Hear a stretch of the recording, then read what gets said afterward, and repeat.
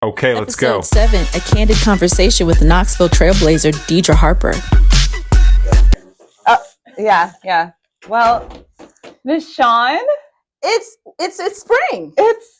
look at you. You're like the epitome of spring in this jacket. Well, I decided I want to feel springy. I want to change my whole mood. So I like figured the let's put little on roll some of the flowers, and that's the latest. That's the latest. Well, something looks different than We normal. have a guest. We have a guest, and I'm gonna give you all this incredible introduction. But before you do that, Before I do that, okay, we do have a guest. She's my soror.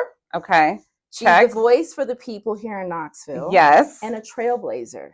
absolutely. So I want everyone to meet Deidra Harper. Yes. She is not only that, but I've got a list, and I'm going to read it because it needs to be read. She is a prominent figure within the Women LLC of Knoxville, which is a group committed to addressing the economic disparities faced by Black business owners, a successful entrepreneur with ventures in elite facility maintenance and graphic design, including a notable logo design. And then I thought this was pretty awesome for the historic Five Points neighborhood. Kudos to you, girlfriend. She's dedicated to empowering and educating the youth through initiatives like 10 Summit. And I'll just, we have a dear friend, AJ, who's over it. And that was, when I first saw you, I was like, oh my gosh, I feel like I've seen her. We did this like song and dance about singing each other. But anyhow, she's in that. Her involvement extends to various organizations. You mentioned she's your soror, which is the Alpha Kappa Alpha Sorority Incorporated, the Knoxville Botanical Garden, and say it for me. Arboretum. I don't know, that does not roll off my tongue. She's a board member for these, yes. Yes, and the Greater Knox County Chamber of Commerce. Yes. Through her roles, Deidra focuses on creating impactful change in East Knoxville, championing financial support for small businesses, and advocating for community-driven solutions to uplift the Black community here in Knoxville. Her collaborative efforts with the Women Foundation exemplify her commitment to bridging the wealth gap and fostering generational wealth through access to capital. Her academic background in studio art and graphic design further enriches her innovative approach to business and community leadership.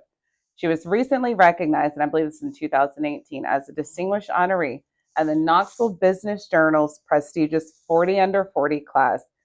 You embody a visionary spirit and a steadfast dedication to driving positive change within our community. And we're so happy to have you here. Welcome. We're so happy. And so I think, when Nishan first mentioned, having you on the show, she was telling me about the Women LLC of Knoxville. I want you to kind of share with the people more about the organization. How did it come about? And what is you all's mission?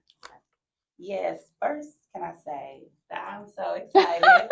I really am, just to be here with you all. Y'all are, bosses and queens in your own right. Yes, and you are too. I'm honored to be a guest and sitting here and having this conversation. So I did want to acknowledge that. I appreciate the opportunity.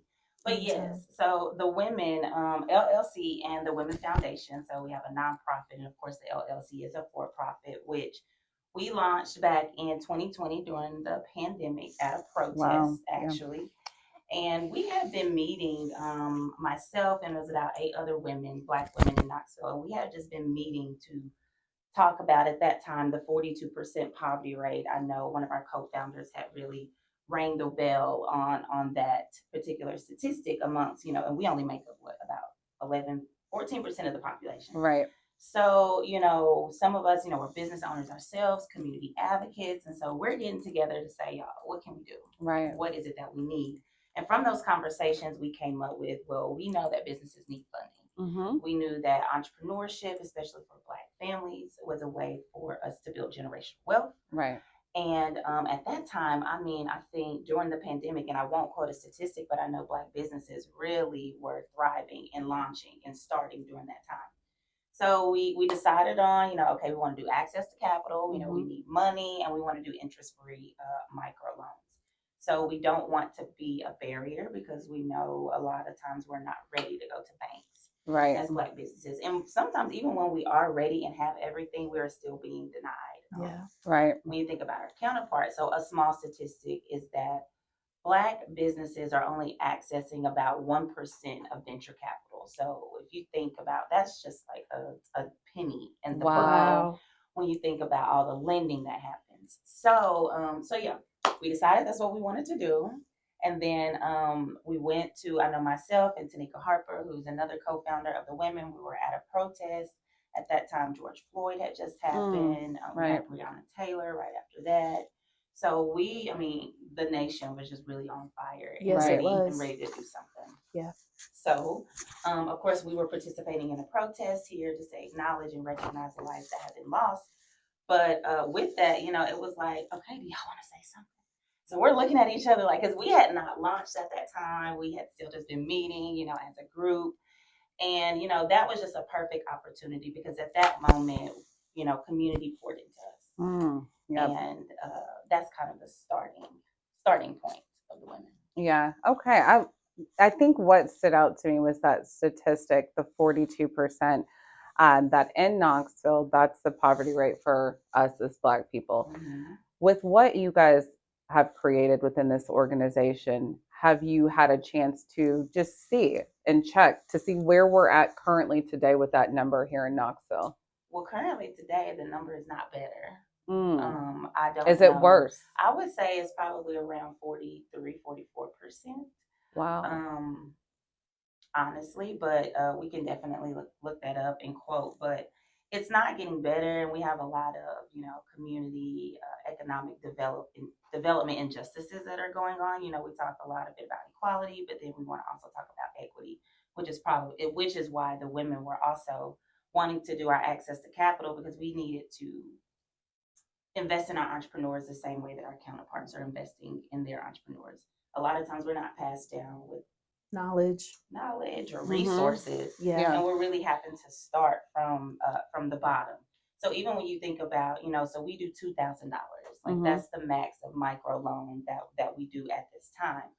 But with that, we've seen success in the businesses that we've just invested, $2,000 in, and they were able to leverage that and to, achieve some of their goals and to keep growing. And one in particular is Famika Elliott. Now she's kind of doing a lot of things in, womb recovery, but she started out with food services, and she wanted to be in the Real Good Kitchen, and that is a commercial kitchen space. And she needed her money to get into the kitchen and to buy some commercial equipment. And from there, if you just watch her story, she went on to win the big pitch with Knoxville Entrepreneur Center. That was a $2,000 investment into her business. So she's just continued to just elevate since we've come into her space. And I think that is due to just having a network of Black women, Black people that are really invested in the likelihood and success of your business. Right. No, absolutely. I think the other thing, I think for people who, like you said, one is education, but how is it that you all make this known within the community? She informed me, and Deidra, my apologies, it had not come across my ear. So if this is something that we want more of our entrepreneurs to have knowledge about and potentially get access to, what are you guys doing to make that known? Yes, that is a great question. Stuff like this, having, so thank you for having me on to just talk about it so that we can bring awareness. So, and then a lot of the co-founders, when we started, we all had full-time jobs. We were, doing things in the community ourselves or had nonprofit organizations. So it wasn't until about a year ago I kind of stepped into an executive director role, which is kind of a person that we could lean on and we could look to fulfill the mission and to keep pushing it forward. So since then, we did the Crown Pitch competition. So what that is that was a pitch competition for Black entrepreneurs. We partnered with Shore Foundation, and we were able to give away $10,000. Wow. So we did a $7,500 prize for the first place, and then we did $2,500 for the next best pitch. So that was another way for us to also try to show community that we are really about putting money into the hands of entrepreneurs. Mm-hmm. We're not just talking about it. You're doing it. We're trying to do the work. Exactly. And, micro lending, that is something that you have to pay back. People do apply. We have applicants that need that funding, so it is a need. But there's also people who need like a lump sum investment that they can really take that money and do some great work and some major things within their organization. So that was another way to try to get our message out there, get in front of more people. We could always do better with our social media and our marketing. Those are kind of small things, but really just trying to build relationships. I think that's kind of been a focus that I've been trying to find people I can sit down and have conversations with. Because we can only do so much, and thankfully our funding comes from basically community members. We don't have like a big bank partnership Yet.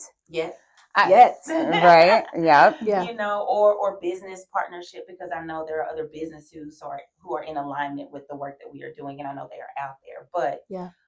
So we are really just wanting to get more funding so that I tell people when I'm talking to them, like, your investment into us allows us to have a greater impact in our community. Because we are closer to the people. We are trustworthy.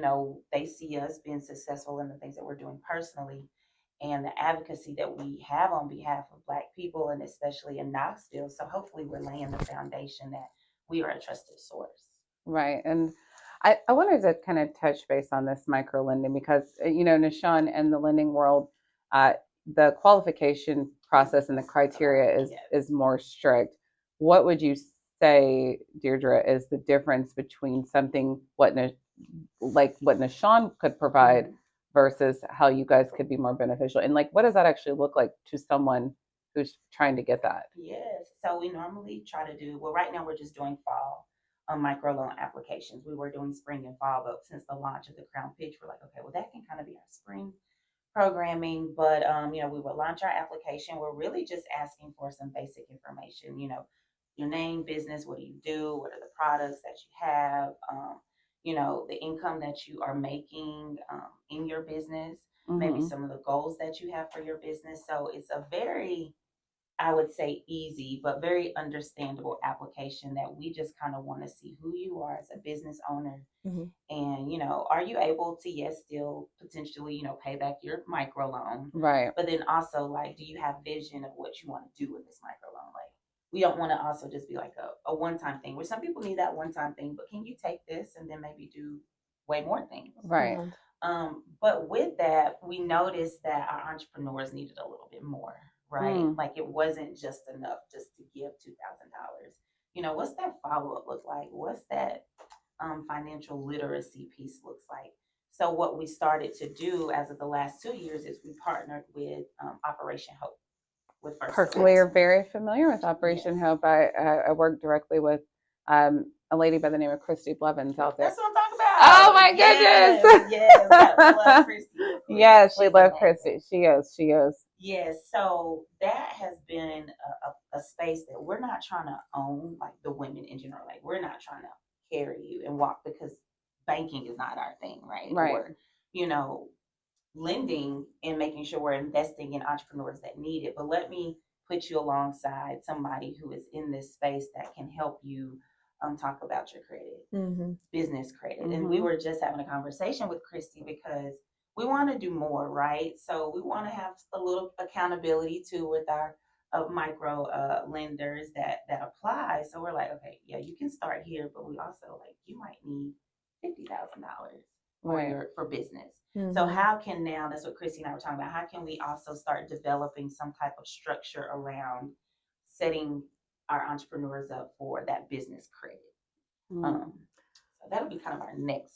Now, is that you guys wanting to put them with an actual, like, foundation mortgage, or is this you all wanting to maybe have something more in-house where you guys can still be over that? Like, if you all had your own major investors, is that the direction you want, or do you want to eventually get them to the place to be able to get with someone like Nishan? I would think it's a both and, right? Okay, right. But we want to work with someone or have opportunities that are still not going to be restrictive, right, for our entrepreneurs, right. because we're still trying. We don't want to be a barrier, because that's why we exist. Exactly. Question for you. Do you all do credit checks for your applicants? We do not. Okay. Do credit checks. Okay. You know, I imagine that's probably the number one barrier. If I think, you know, you and I have had some dealings where I've, you know, referred clients to you and then come to find out, unfortunately, they're not credit worthy, as they call it. And it's crushing. It's really debilitating. And it really, I think, for a lot of Black people, you know, when you're trying to move forward and then something kind of just takes you back, you guys are like a shining light for some businesses. And I'm more so talking about home ownership and things like that. But I think the education piece is, it's really the number one thing that I have always said has created that wealth gap. And that's just, I mean, historically speaking, that was something that was put in place to do just that. But I do feel like as time is going on, that is shifting, that is changing. And that's a huge part of, you know, from what I understand, that you guys wanted to create this organization for. Is that the purpose of why you partnered with Christy, to help give them the knowledge and education about credit? Absolutely. Okay. Yes. So part of that, you know, so we will break it up. So if they're applying for 2,000, let's just go with that. You know, we try to split that up, right? So, you know, we'll give you 1,000 initially, okay, to kind of, you know, do what you need to do in that. But part of receiving the remaining of the microloan is to complete at least 3 one-on-ones with Christy. Gotcha. And she's able to do, you know, if you want to talk to her about personal, businesses, budgeting, business credit, financial statements, you're able to set that up with her. And we thought that that was best, because so many people need different things. They really do. So this takes me to my next point, because one of the things that I've also noticed with Black business owners, they are not necessarily equipped with information regarding how to manage their business.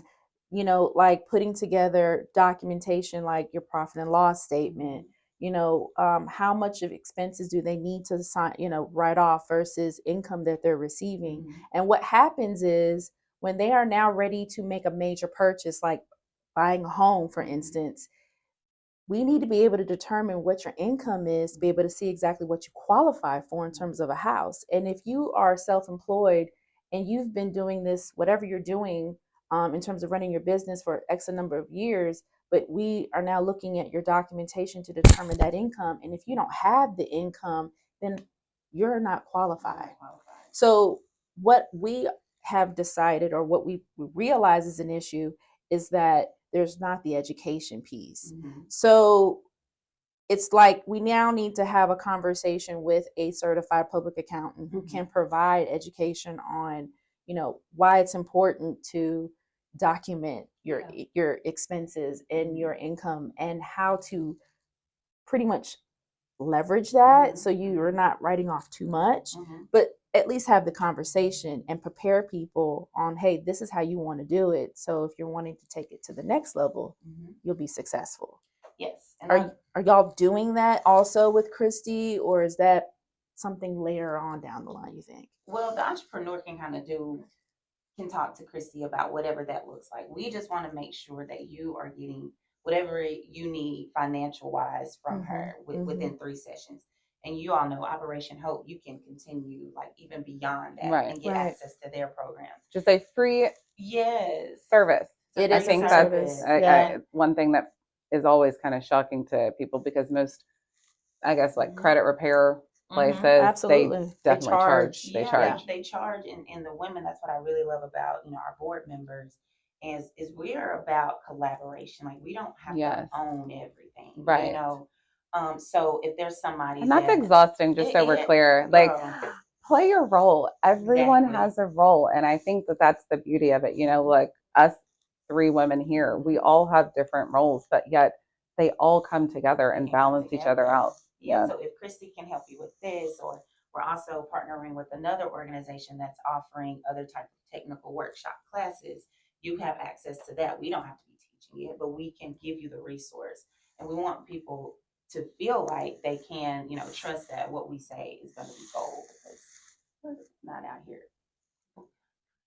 You can do what you want. You can do what you want. Playing around. Y'all, she said, "Can I cut?"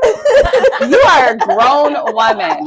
You do whatever you would like to do. Last time I checked, I don't think YouTube has any restrictions. I could be wrong. But yeah, all that to say, and I got a plug. I started one of our board members, Joe Topper. He's a board member, and he had introduced me to this book called "Believing You Money" by Jessica Norwood. Mm-hmm. And I've really been trying to take ownership in the conversation that she has. And like two things I'll mention is, one is like she wants to move, we as a country need to move from transactional lending to transformational lending. And I really believe that that's what the women are doing. Like, we're not the bank that's just going to say, like, you don't have the credit score, or, whatever they find to tell you why you can't get what you need.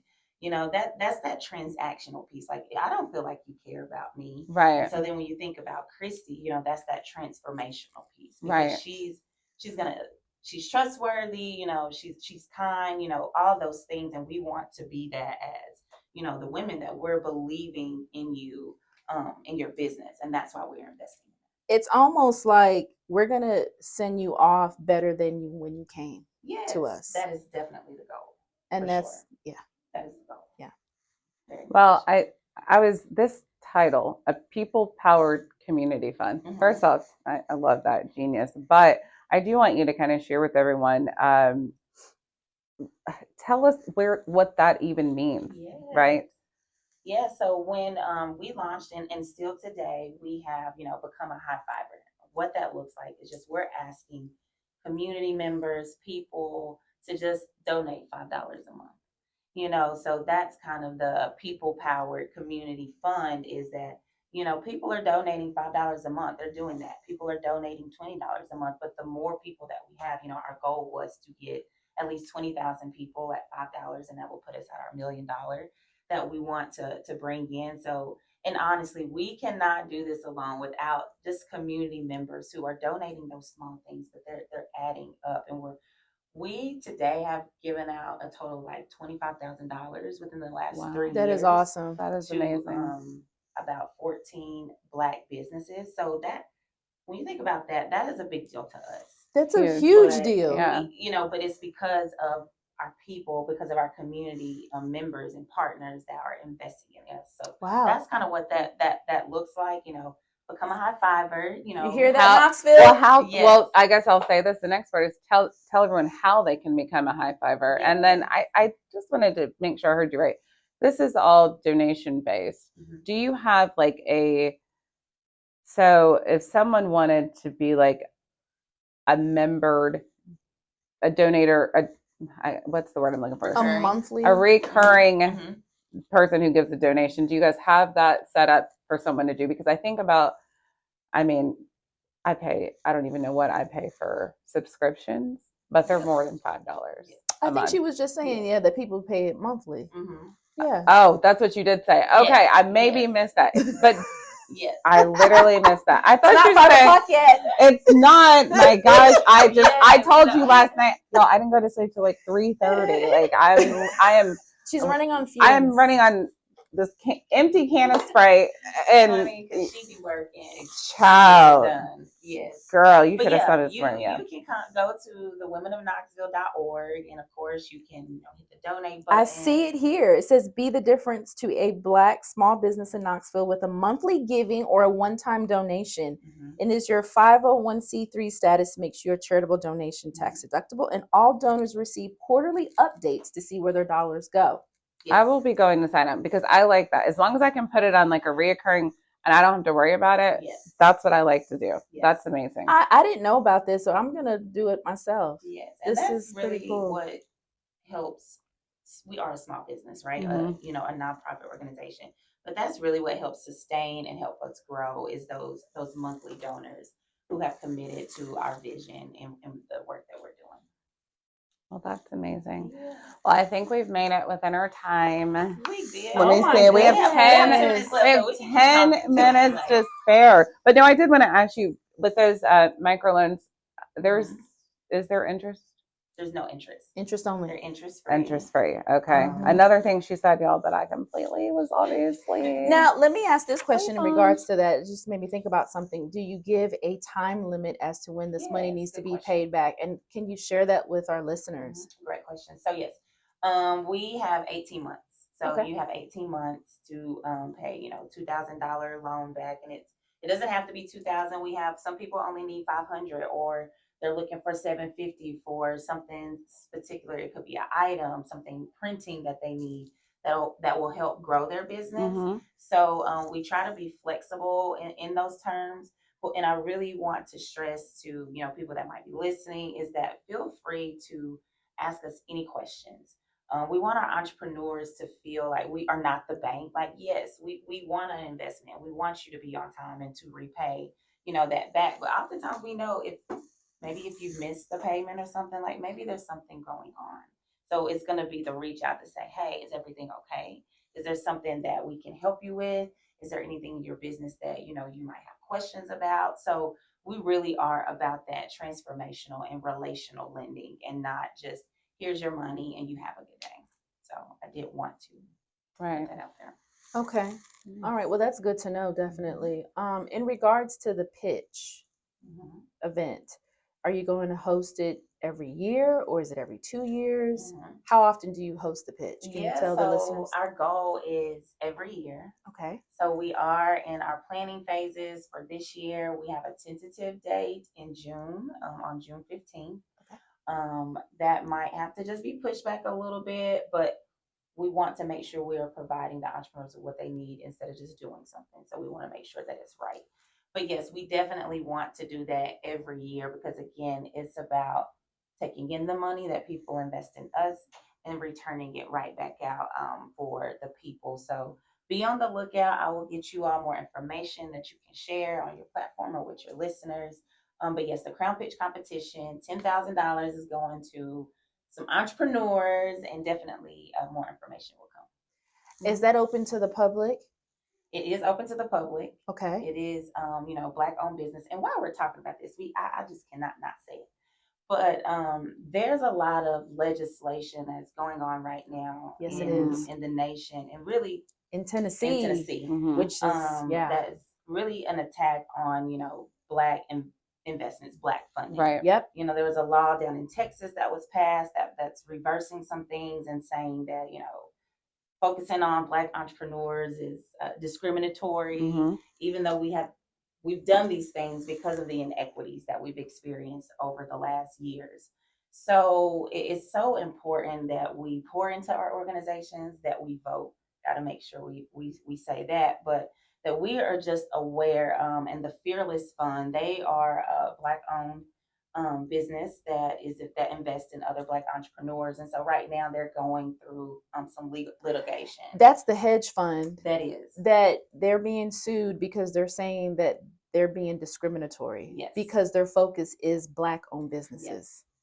Oh, it's a real thing. It's a real thing. So, I just heard about it on March the 8th. I was absolutely scandalized, but it's a reality. Not scandalous. And then having to visit our state capitol and listening to our legislators that are representing us back here, but just in general, there's a lot of things that they have on the docket that they are trying to push, and it's not good. Yes. It's not good for Black and brown people. So I know I'm here to talk about the women, but I can also get into, voting and things of that nature, and just, absolutely some of the laws that are going on. If you think your vote doesn't count, you're sadly mistaken. It does, and especially on a local level, it's important to get out and vote, because I'm telling you right now, especially what they have on the dockets and what they're trying to push on the state level, it's scary. I mean, they're trying to change a lot of things, even in our school systems, with health benefits that are available. What is it? The the food, education. These are the things that they're attacking, and they're trying to like squeeze out people that don't look like them. And it's a little alarming. And then we're doing the whole thing about trying to erase history. That's another thing. So it's so scary. Tennessee we ranked dead last on the list of voter turnout out of the 50 states for African Americans or everybody. No, everybody. Wow. Okay. So we I mean that gap is even bigger when we think about Black people. Right. We can get into why that is. But we are dead last. So and then Tennessee is not trying to make it easier. They're still trying to pass legislation to make it harder or to make it not as accessible. And there was one statistic that I heard, and it was like, in this election, so we just had an election in March. In that election in Memphis, there were about 115,000 registered voters who had their polling location changed. So from November. I'm saying it because it's on my spirit just to talk about, but let it out. It's just that we just have to realize like where we are and the things that we have to do, and the reason why going back to the women, why we exist, and that we have to continue to work together and find ways to collaborate and to uplift each other, because there's definitely an attack on what we're doing, right? Especially when it comes to investing in people that look like us. But we know it's so important and it's got to be done. Yeah, very true. Very true. Well, listen, I have to say, Deidra, this was a really great conversation. It was good to hear about what the women are about. Like, I knew about you all, but I did not know, listen, about this monthly community fund that you can take advantage of either one time or monthly. I didn't know about that. I did know about the pitch, because guess what?